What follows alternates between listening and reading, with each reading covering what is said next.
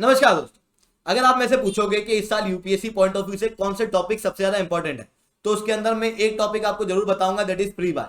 क्योंकि free bye contemporary issue है, पिछले 2-3 साल से इसके आर्टिकल्स आ रहे हैं, क्योंकि तमिलनाडु वगैरह के अंदर काफी फ्री बाय उस समय पे दिए जाते थे।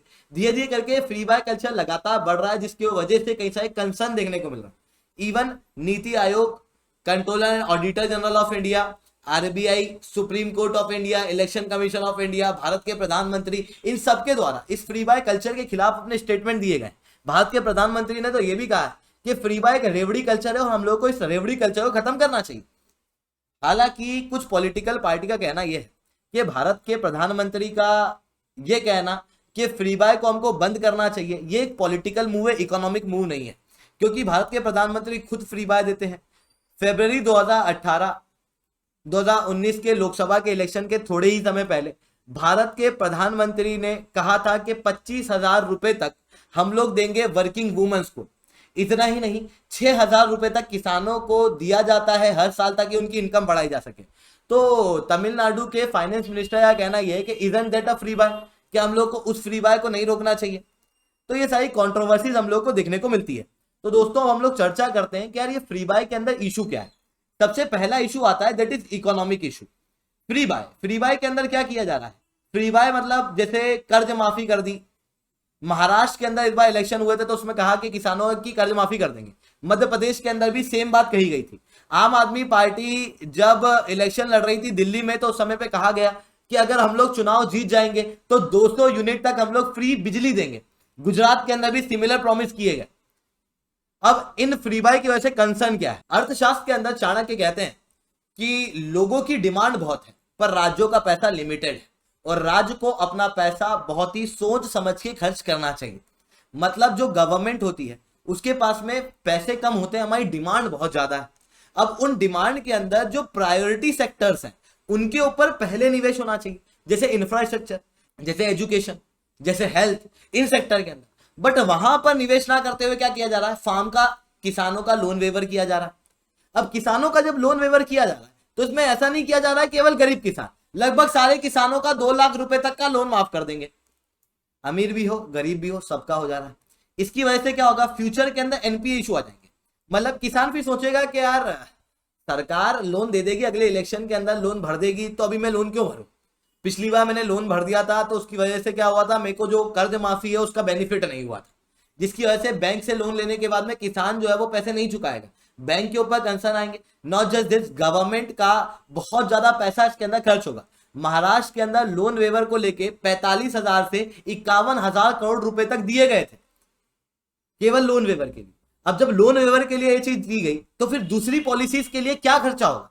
वहां पर यह कंसर्न उभर के आता है। दूसरा कंसर्न ये ऊपर के आता है कि स्पेसिफिक आउटकम टारगेट नहीं है।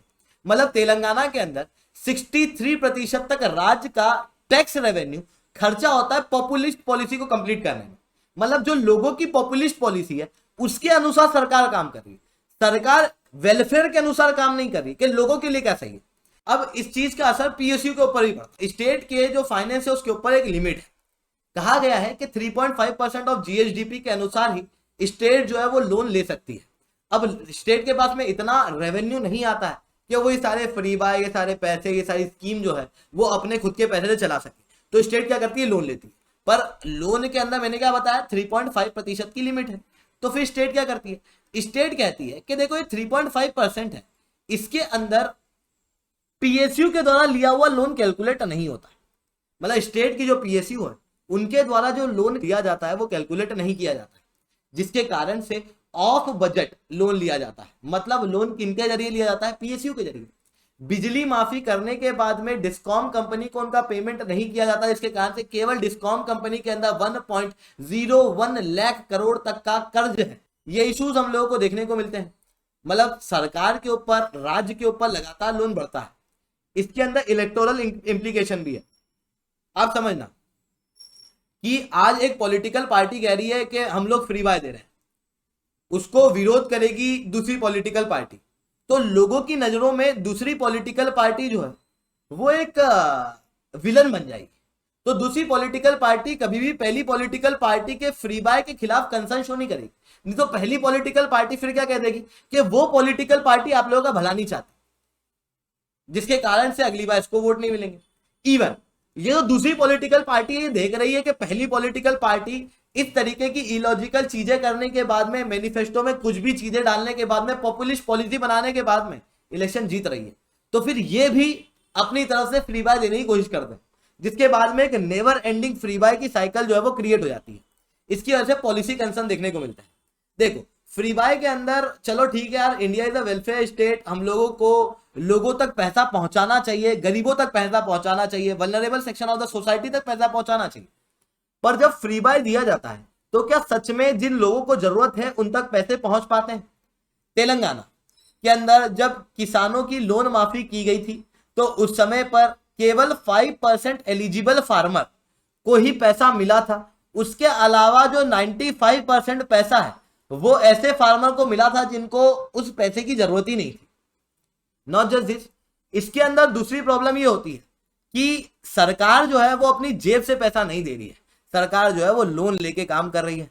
अब लोन को लेने के बाद में सरकार ने क्या किया, फ्री बाय मतलब फ्री में किसान की लोन माफी कर दी। किसान की लोन माफी करने के बाद में सरकार के पास कोई पैसे बचे नहीं। अब फ्यूचर के अंदर लोन चुकाना है तो फिर सरकार क्या करेगी? इस कारण से फ्री बाय देने की वजह इंफ्रास्ट्रक्चर पे अगर ये सरकार निवेश करती तो वहां से थोड़ा सा रेवेन्यू क्रिएट होता, रेवेन्यू क्रिएट होता तो फ्यूचर के अंदर उस पैसे से लोन चुका पाती। पर फ्री बाय के कारण ये अपने लोन की सर्विसिंग नहीं कर पाती है। जब लोन की सर्विसिंग नहीं कर पाती है, उल्टा यहां पर एक्स्ट्रा ब्याज दर यानी कि इस लोन के ऊपर इंटरेस्ट देना पड़ता है, जिसके कारण से फ्यूचर की पॉलिसीज के ऊपर, क्योंकि फ्यूचर के अंदर स्कोप कम बचेगा तो फ्यूचर की पॉलिसीज के ऊपर असर पड़ता है। इतना ही नहीं, दूसरी जितनी भी इंफ्रास्ट्रक्चर की पॉलिसीज है, जितनी vulnerable section of the society की पॉलिसीज है, उसके ऊपर असर पड़ता है। 86% तक पंजाब का एक्सपेंडिचर केवल सैलरी, पेंशन और इंटरेस्ट देने में चला जाता है। ओरिजिनल कैपिटल आउटले वेलफेयर करने के लिए केवल 7.5% ही बचता है। तो फिर कौन इस फ्री बाय को रोक सकता है? अगर आप कहोगे कि सेंट्रल गवर्नमेंट रोक दे, तो सेंट्रल गवर्नमेंट अगर फ्री बाय को रोकने की बात सीधे कर देगी, जैसे महाराष्ट्र की सरकार ने कह दिया कि किसानों के लिए हम लोग लोन माफी कर देंगे और सेंट्रल गवर्नमेंट बोले कि नहीं करेंगे, तो ऐसे केस में सेंट्रल गवर्नमेंट विलन बन जाएगी और सेंट्रल गवर्नमेंट की जो पार्टी है उसकी सरकार के खिलाफ कैंपेन जो है वो शुरू कर दिए जाएंगे लोगों के द्वारा। तो सेंट्रल गवर्नमेंट यहाँ पर ज्यादा एक्शन ले नहीं पाएगी, मतलब बीजेपी वगैरह जो है वो यहाँ पर ज्यादा एक्शन ले नहीं पाएगी जो खुद कंसर्न शो कर रही है। इवन उत्तर प्रदेश, मध्य प्रदेश जैसे राज्यों के अंदर बीजेपी ने खुद ने फ्री बाय देने की कोशिश की थी। Even election commission of India के अंदर, इलेक्शन कमीशन ऑफ इंडिया का कहना यह है कि हम लोग फ्री बाय को अगर हटाने की कोशिश करें तो हम लोग नहीं हटा सकते, क्योंकि हम लोग गवर्नमेंट की पॉलिसी को रेगुलेट नहीं कर सकते। हम लोग किसको रेगुलेट करते हैं? हम लोग इलेक्शन को रेगुलेट करते हैं। फाइनेंस कमीशन का कहना यह है कि हमारा काम है सेंटर और स्टेट के बीच में रिसोर्स को डिस्ट्रीब्यूट कराना। अब उसका खर्चा कैसे करना है वो स्टेट खुद जाने, वो सेंटर खुद जाने, हम लोग इसके ऊपर कुछ नहीं कर सकते। आरबीआई का कहना यह है कि हम लोगों का काम है मॉनेटरी पॉलिसी बनाना और इन्फ्लेशन को कंट्रोल करना, हम लोग कुछ नहीं कर सकते। नीति आयोग का कहना है कि हम लोग थिंक टैंक के रूप में काम करते हैं, तो हम लोग ज्यादा कुछ नहीं कर सकते। अब जब ये सारे इश्यूज देखने को मिल रहे हैं तो फिर किस तरीके से हम लोग फ्री बाय के कल्चर को रोक सकते हैं? आर्टिकल 293, कई सारे लोगों का कहना है कि article 293 of the Indian constitution का प्रयोग किया जा सकता है, क्योंकि आज के समय पे राज्यों के द्वारा सबसे ज्यादा फ्री बाय दी जा रही है। तो article 293 of the Indian constitution ये कहता है कि अगर राज्य को कभी भी लोन लेना होता है तो उसे सेंटर से परमिशन लेनी होती है।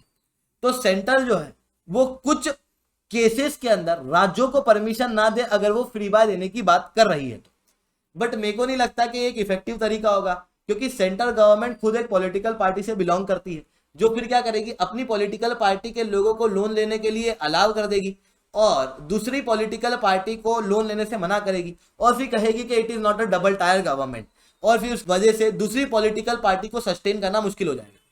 तो what should be the solution? Election commission of India को मजबूत करो और मॉडल कोड ऑफ कंडक्ट, या तो मैं कहूं मॉरल कोड ऑफ कंडक्ट के अंदर फ्री बाय को डालो कि अगर कोई फ्री बाय के प्रॉमिस करता है तो वो रोक लगाई जाए इलेक्शन कमीशन के द्वारा इलेक्शन के दौरान, क्योंकि पॉलिसीज किसी इलेक्शन कैंपेन में नहीं बनाई जाती है, पॉलिसी बनती है कैबिनेट के अंदर, पॉलिसी बनती है स्टेट लेजिस्लेटिव असेंबली के अंदर, तो यहां पर ये चीज की जा सकती है। दूसरा, फ्री बाय देना ही है तो दो, पर इंडिया एक वेलफेयर स्टेट है, उसके अंदर सबको ऐसा नहीं कि खुले में पैसा बांट रहा है। पब्लिक डिस्ट्रीब्यूशन सिस्टम के जरिए फ्री में लोगों को भोजन दो, फ्री में लोगों को एजुकेशन दो, फ्री में लोगों को हेल्थ दो, मतलब जो बेसिक नीड है वो पूरी करो, ताकि वो लोग सशक्त बने। और वो लोग अगर सशक्त बने तो वो आगे बढ़ सके।